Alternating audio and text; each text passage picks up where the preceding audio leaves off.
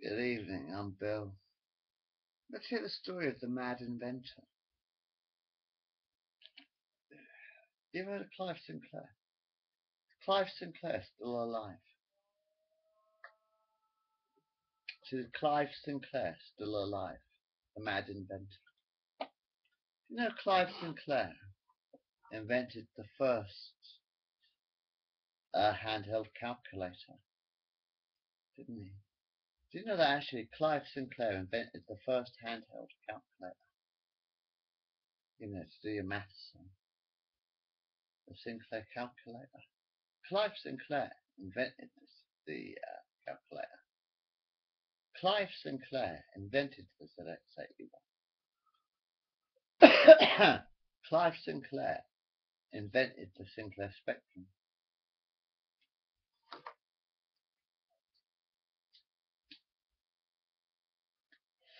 And Clive Sinclair invented the Sinclair C5. Absolute disaster, Sinclair C5. But then again, have you ever seen these shop? Have you ever seen these shop? This Bill, hello. Have you ever seen these shop mobility scooters that zoom around town? No, a lot of people have scooters, don't they? Because they can't be bothered to walk. You're not telling me that sort of 50 people in every town haven't got the strength to walk.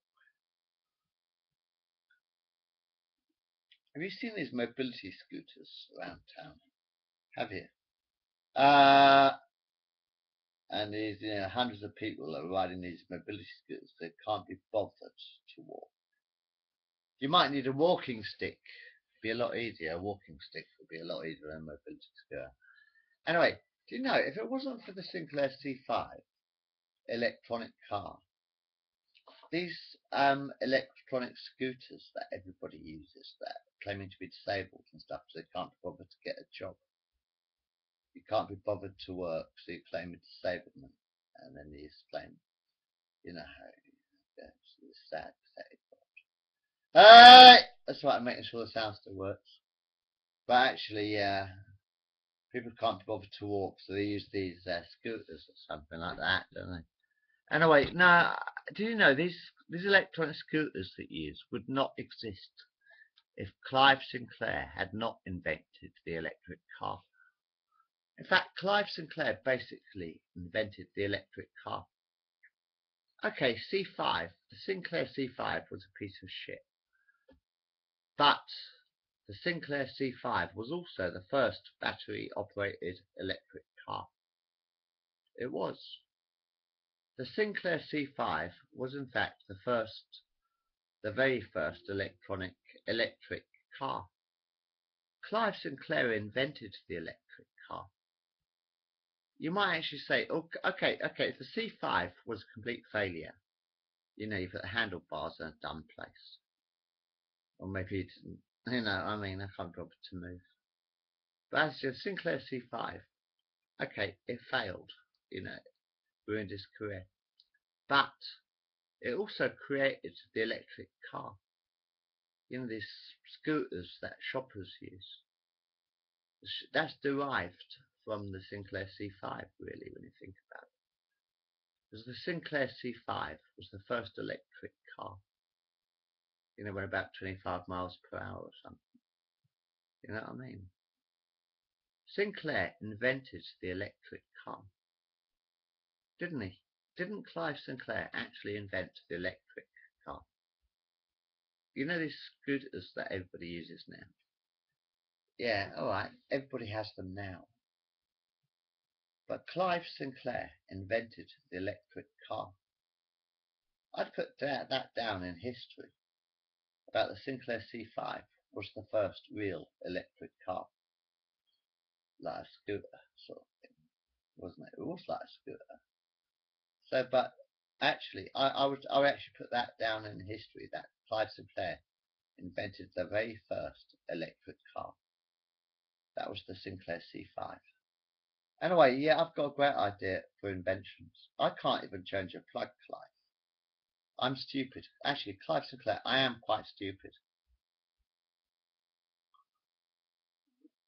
But I used to invent games on the ZX81. I said, Do you remember the ZX81 basic language computer? I actually used to invent games in the ZX81 basic language computer. I learnt how to make computer programs using a basic English language called the Sinclair Basic. Do you remember a language called Sinclair Basic? It was a computer language, but instead of using codes and numbers, it used words. It was like English. Go to this line, do this, do that, let this be. You ever heard of Sinclair Basic? ZX81, greatest fucking computer language ever invented.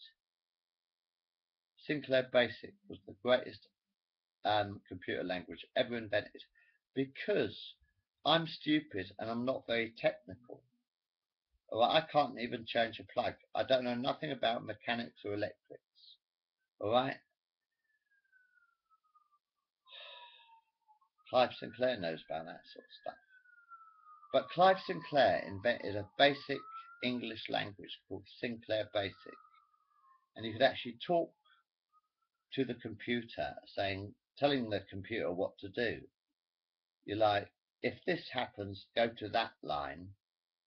If this happens, go to that line. Randomize into, it was basic, human language on a computer language mixed up of Sinclair Basic, which I loved that. Because actually, I got very good at Sinclair Basic.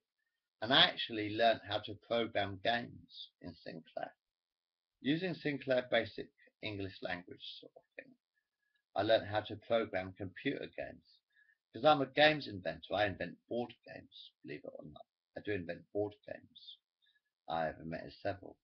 But actually, yes, I used to program games using the Sinclair Basic English language. It wasn't sort of like computer, like the 10001 whatever. It was like, let's go to this line, let's do this, let's do that kind of thing. It's sort of like, go to line 50, open this window. Oh, I don't know, it was all very simple. It was basic English language with Sinclair Basic. I actually got three. Truthfully, I think I know at least I got at least three programs actually published in computer magazines of games that I'd written for Sinclair Basic, for the sort of Oryx game that I built it for. That was soon to Sinclair, but I did cheap, so I had a nicer keyboard. I've got a great idea for a few inventions actually, yeah. But what I want is Sinclair Basic language on my computer. I do like this YouTube. In fact, I love this YouTube because it's instant publishing. Okay, it's not great quality. It's not the greatest quality in the world because it's not VHS. But what I'd actually like as a home computer is this new invention. Clive, I need you to get back to work. I have some ideas. Now, I'm not the inventor. Well, I'm the ideas man. All right, I'm the ideas inventor. I can't build stuff, Clive. I don't know nothing about real computer language. I know about Sinclair Basic language, but I know nothing about electricity, about changing a plug, about satellites, or all that sort of shit. I don't know nothing. You know what I mean? But can I give this idea to Clive Sinclair? Still about. How about the Sinclair Pyramid? All right, and a new invention, a computer called the Sinclair Pyramid. Now it has all this internet stuff on, which is great. I love YouTube and I love the Facebook, especially the games, chat and stuff. But yeah, I love Sinclair Basic language, right? But I spent 30 years of my life collecting films on VHS video, Clive. For Clive Sinclair, you're still alive, I hope. Because I can't make it, because I'm not a computer man. I don't know nothing about computers, and I know nothing about electrics or mechanics or microchips or whatever. I don't know nothing about that sort of shite. Alright? But Clive, what I want is a Sinclair Pyramid. what you do. I spent 30 years. You see, I spent 30 fucking years collecting films on VHS video. Right, this is a true story. 30 years of my life. I'm 46 at the moment. I spent 30 years collecting VHS films. I spent 98, 2008, 15 years. I spent 15 years making films on VHS video, you see, which is much better quality than actually computer stuff, really. Much better quality. If you compare a video screen to an analog screen to a digital screen, you see that it's completely different, you know. But anyway, what I want is a Sinclair Pyramid. What you do is you have a computer which has the internet, right? It has all this internet stuff.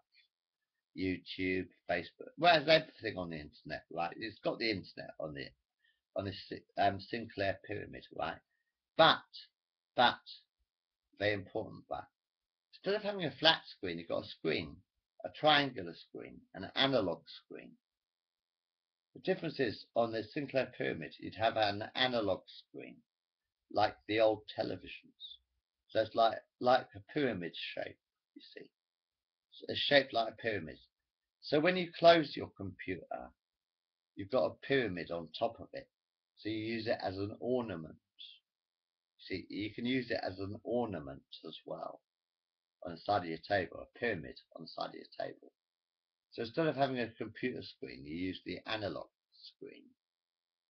But you have because like, if you remember the ZX81, you didn't have a computer screen for ZX81, did you?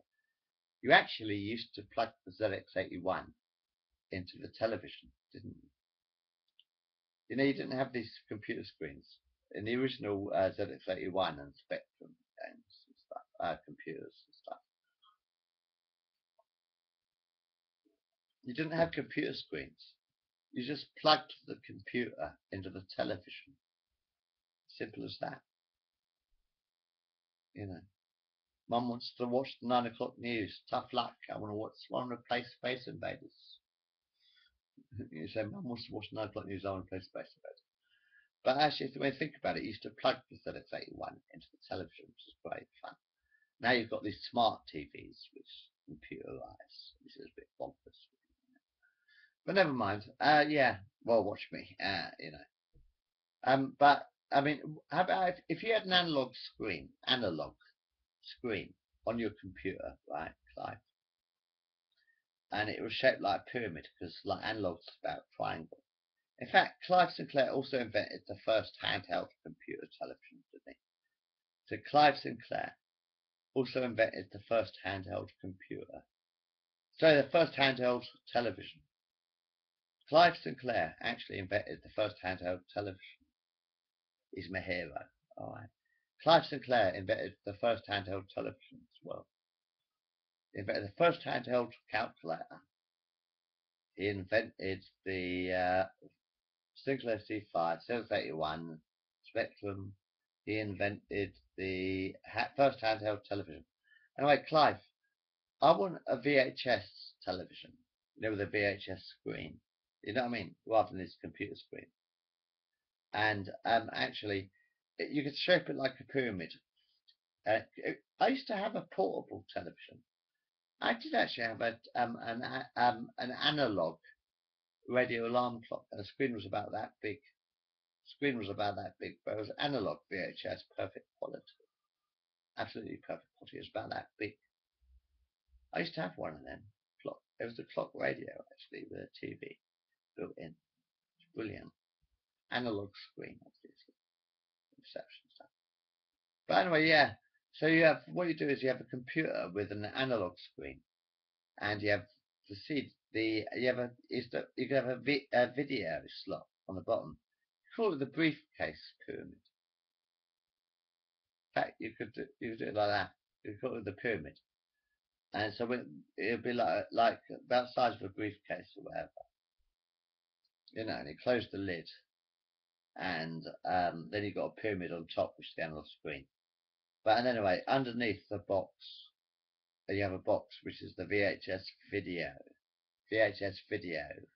And what you can do is you can upload your using VHS video. You can upload your films. I can upload my films onto the Sinclair Pyramid computer if it's got a VHS box. Something I can put the VHS films into. I mean, and then I can play the VHS films and put them onto the Sinclair Pyramid. That sounds like a fucking good idea, actually. Sinclair Pyramid, but you have an analog screen and a VHS slot. That'd be perfect, wouldn't it? For a computer, for a home computer. For a home computer, that'd be perfect. You have all the internet, but you have a VHS. You have an analog screen, like an analog screen. Good keyboard, like handy, funny keyboard, lots of colours and stuff. But you could also have a video slot where you put your VHS movies. VHS, so you can still watch VHS on analog through the computer. And then I've also got another idea is you could actually slide off the analog screen and go onto a computer screen sort of thing. And then you have a really good keyboard. Like you could invent a really good keyboard. Have you ever heard of the 007 suitcase? It'd be like a suitcase computer. I know you've got these laptops now, but let's face it, these laptops, the screens, you stand to one side, or you stand up, or you sit down, and the screen doesn't quite work, does it? You know what I mean? It's not very realistic then. But what if you had it in a briefcase? So like, instead of a laptop, you have a briefcase, literally leather, like a leather briefcase. But you have a good keyboard, proper fucking keyboard, like the old typewriters type keyboards, or the old computer type keyboards. Proper full-on keyboard with lots of colour. But something spongy and silly like the Sinclair. I used to love the Spectrum keyboard actually. I thought it was very good. I preferred the Oric keyboard, but you won't remember that. That was 30 odd years. Anyway, yeah. So I thought of inventing, you could invent the Sinclair Pyramid and the Sinclair briefcase computer, which is all the same functions except, well, in fact, it'd be the same computer. But you could invent a nice lumpy keyboard, something you can really type to, Have you ever tried typing on a, thing is, have you ever tried typing on a laptop? You don't get into the mood, do you? When you're typing a letter or typing a story, it's hard to get into a right frame of mind when you're typing on these flat screens. Really. Has any authors, any writers in the house have got the same problems I have? When you're sort of like trying to write a letter or type a story and you've got to keep watching the keys, or the keys feel a bit floody, don't they? I want a proper keyboard, something you can go click, click, click to.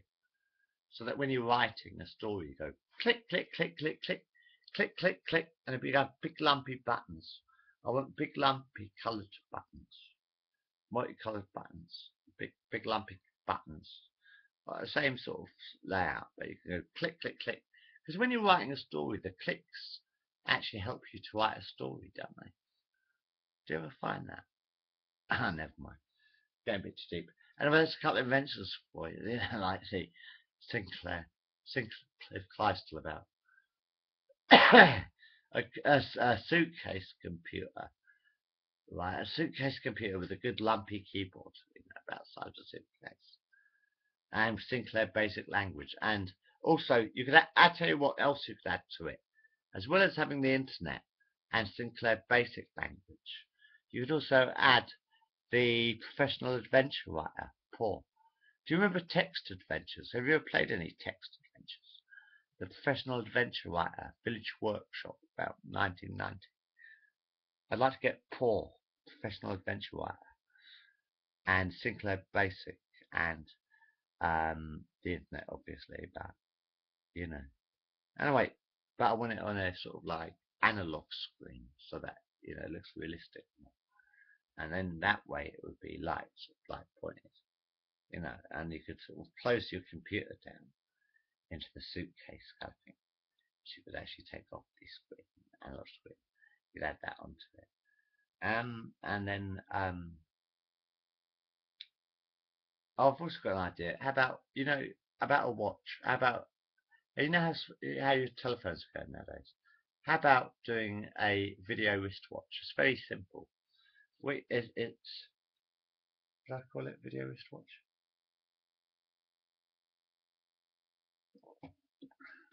What's the name of it?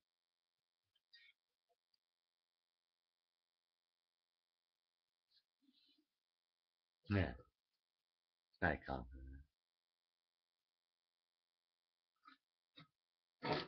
Like a great idea for a new kind of watch. You know how your telephones are? How about you have a communicator watch for the 21st century? Brand new communication device for the 21st century communicator watch. What you do is you have a screen connected to the to your telephone numbers, and you have a web camera. You have a web camera on the on the on the watch. Like you have a web camera on the watch, so that when you want to find someone, you dial you find someone by twisting. You twist this dial here. You see.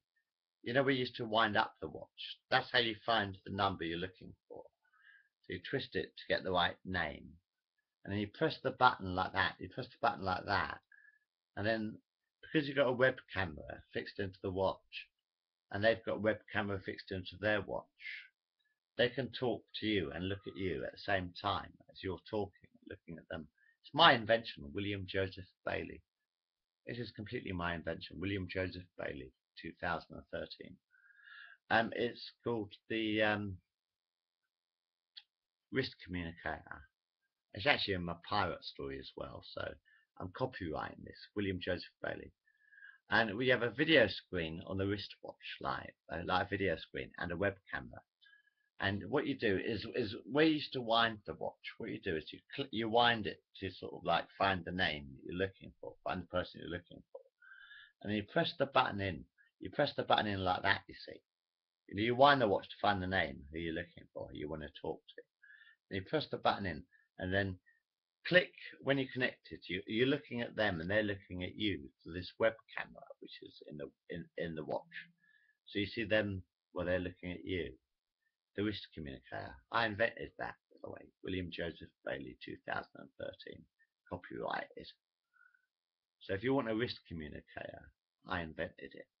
I can't make it. I'll have to get Clive Sinclair to make it.